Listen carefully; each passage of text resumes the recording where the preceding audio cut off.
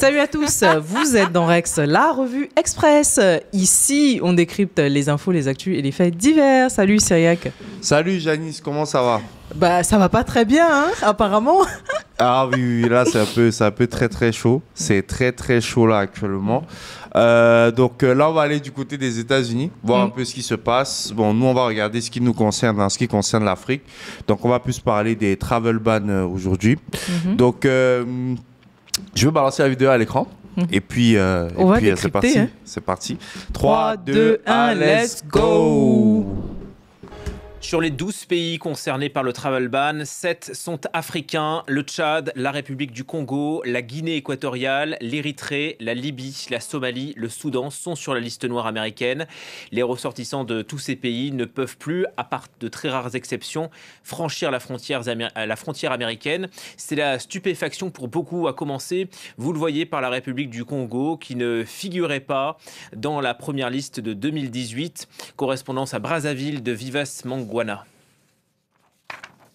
Dans les rues de Brazzaville, la mesure américaine provoque incompréhension et agacement. Si pour certains, c'est un rêve de voyage qui prend fin, pour d'autres, comme pour les étudiants, c'est tout un projet de vie à revoir.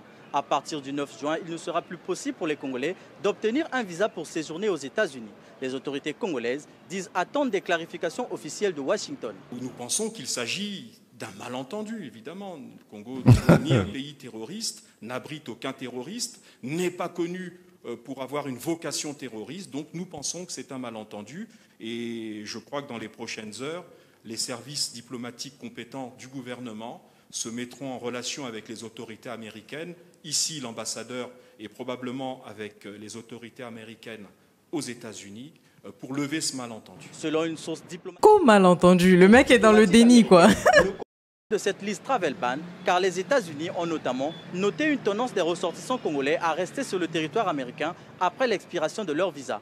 De son côté, la Commission de l'Union africaine s'est dite préoccupée par cette mesure, évoquant de potentiels impacts négatifs sur les échanges éducatifs, commerciaux et les relations bilatérales avec les pays concernés. Cette commission appelle les États-Unis à un dialogue constructif afin de trouver des solutions moins radicales. Mais si c'est ça, c'est que une grande partie des Africains qui vont aux États-Unis, c'est qu'on va mettre le travel ban sur tous les pays. Parce que c'est pas lié qu'au Congo. Hein. On résume la situation. Il y a quelques mois de cela, Trump a coupé l'USAID, qui affectait principalement les pays africains. Le ministre de la Communication, apparemment du Congo-Brazzaville, vient pour dire non, c'est un malentendu, nous ne sommes pas un pays terroriste. Or, on vous coupe le visa parce qu'on dit quand vos gens arrivent chez nous, une fois qu'ils ont terminé ce qu'ils ont à faire, ils ne rentrent pas. C'est pour ça qu'on vous exclut. Ce n'est pas parce que vous êtes un pays terroriste, c'est parce que vous venez pour faire des choses et au final vous restez. Mais c'est une forme de terrorisme hein, finalement, non? Bon, moi, je sais pas, mais en tout cas, on n'est pas non plus le nombril du monde. Je veux dire que Trump, il a raison. À un moment donné, chacun n'a qu'à rester chez lui. Tu viens pour faire quelque chose, tu as terminé de faire ce pourquoi tu es venu, et puis tu veux rester.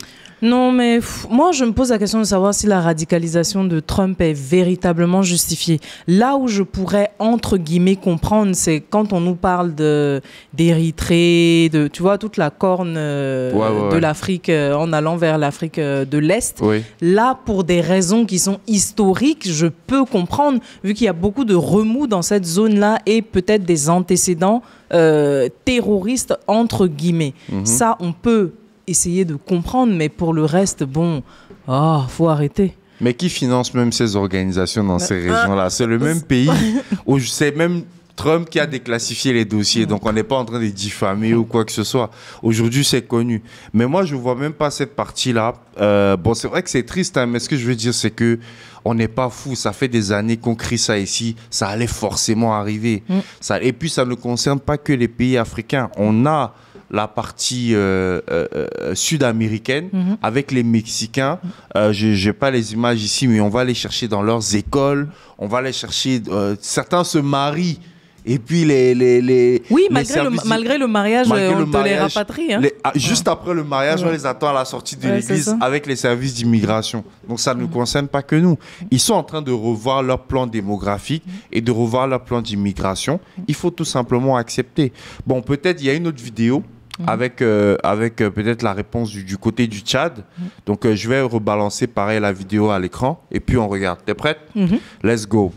Incompréhension aussi pour les Tchadiens. Eux figuraient dans le premier travel ban de Trump. À l'époque, la faute de N'Djamena portait sur la coopération. Elle n'était pas suffisante pour les Américains. A priori, il n'y a pas eu de progrès selon Washington. Sur place, on retrouve Harold Girard. Parmi les raisons soulevées par les sources diplomatiques que nous avons pu contacter, il y a la question des passeports tchadiens accordés sans contrôle suffisant selon les autorités américaines à des personnes étrangères et non tchadiennes. Ces personnes qui se rendraient par la suite plus facilement sur le territoire américain. Une question de sécurité majeure donc pour la Maison-Blanche. Les autorités gouvernementales tchadiennes, elles, trouvent cette décision tout à fait inopportune. Le Tchad sort d'une période de transition qui aura duré un peu moins de 4 ans et fait feu de tout bois pour redorer son image sur la scène internationale dans le but d'attirer des capitaux étrangers. C'est donc un frein qu'impose le président américain à la nation sahélienne puisqu'il ne fait pas bonne presse de figurer sur cette liste lorsqu'on souhaite attirer des investisseurs et des visiteurs internationaux. L'ambassade des États-Unis ici à N'Djamena que nous avons contacté n'a pas souhaité répondre à nos questions.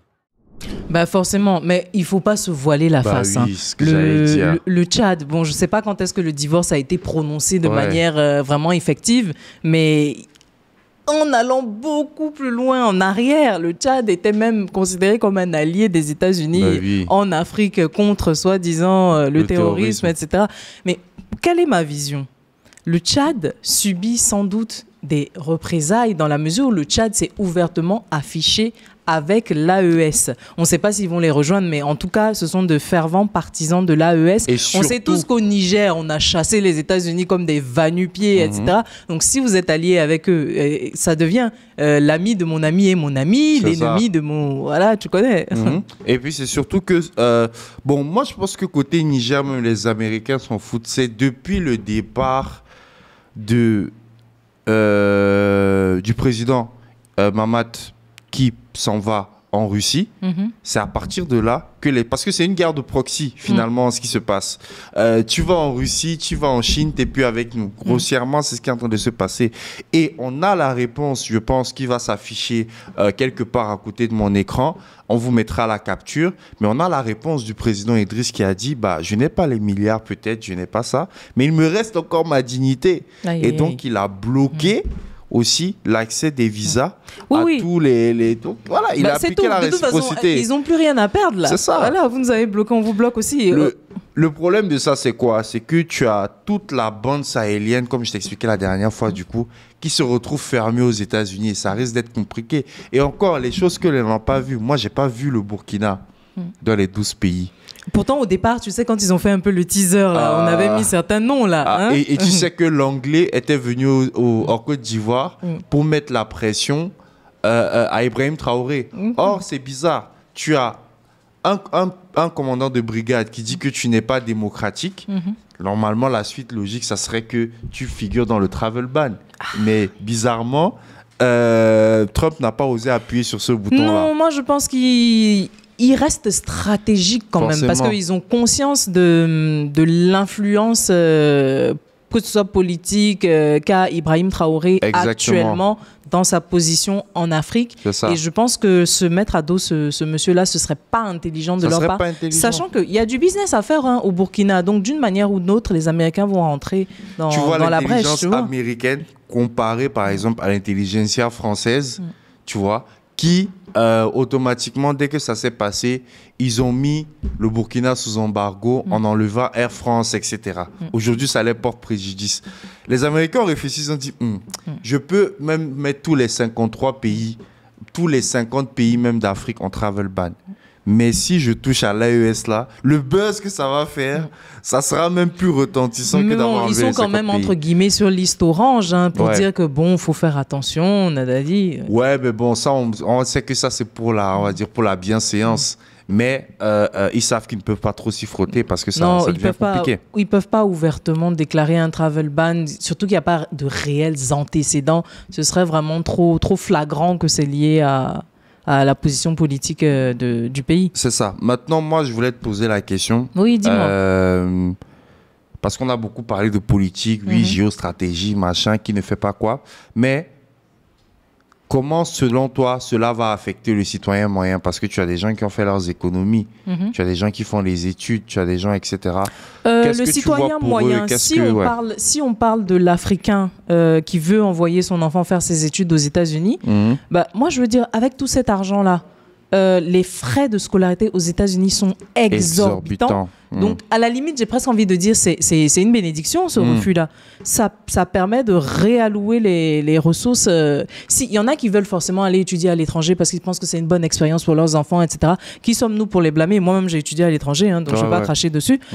Donc, moi, je pense, et c'est une réalité, il y a des bourses. Il y a des pays asiatiques comme le Japon, la Corée du Sud, même la Chine, qui accordent des bourses.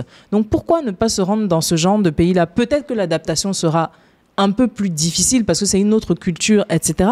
Mais je te promets que si tu t'adaptes et que tu vas étudier dans ce genre d'endroit, mais non seulement tu ressors avec une bonne éducation, mais en plus, j'ai presque envie de dire, c'est certain que tu as du travail. Parce que quand tu rentres dans ton pays, ils mettent toujours en place, ils sont très intelligents, les Asiatiques, ils mettent en place des systèmes de coopération où ça fait que c'est un peu comme si tu deviens un ambassadeur de leur pays. Donc, tu rentres chez toi et tu peux mettre en place des systèmes, etc. et tout. Donc, tant qu'à faire, moi, je pense que c'est pas la peine de vouloir chercher les States à tout prix, quoi, honnêtement. Moi, je trouve que tu n'as pas tiré où il faut. Bon, vas-y, tire. Moi, je vois pourquoi les ministres, tout ça, sont en train de paniquer. C'est pour leurs enfants qu'ils paniquent. Ils pourront plus aller se faire soigner. C'est surtout que c'est pour leurs enfants qu'ils paniquent parce que tout l'argent que tu détournes là, c'est pour envoyer tes enfants aux États-Unis, etc., étudier, etc.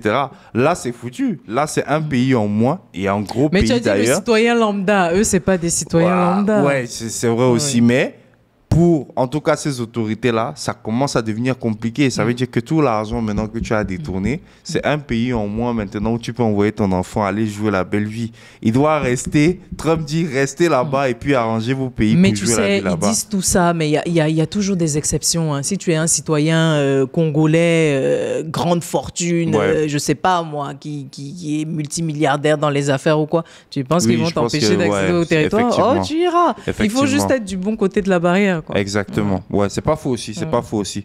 Donc, en tout cas, c'était l'actu. Dites-nous ce que vous en pensez. Voilà. Janice, je te laisse conclure. Okay. Alors, les gars, qu'est-ce que vous en pensez? Surtout pour nos amis congolais, qu'est-ce que cette nouvelle vous fait? Dites-nous tout dans les commentaires. En attendant, n'oubliez pas de vous abonner à la chaîne de l'Investisseur Africain et activer la cloche de notification pour ne rater aucune nouvelle vidéo. Salut, Cyriac. Salut à tous. Merci à tous. Ciao, ciao.